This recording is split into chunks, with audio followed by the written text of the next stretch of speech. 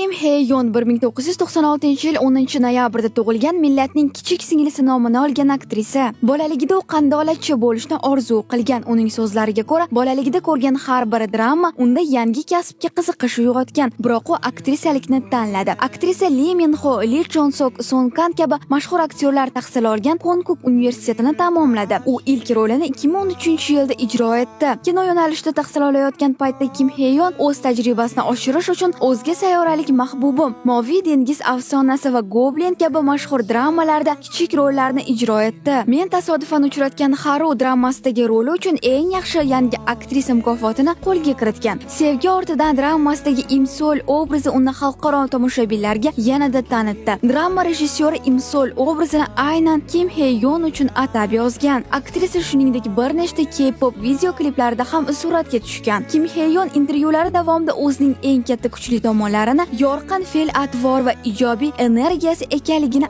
aytib o'tgan.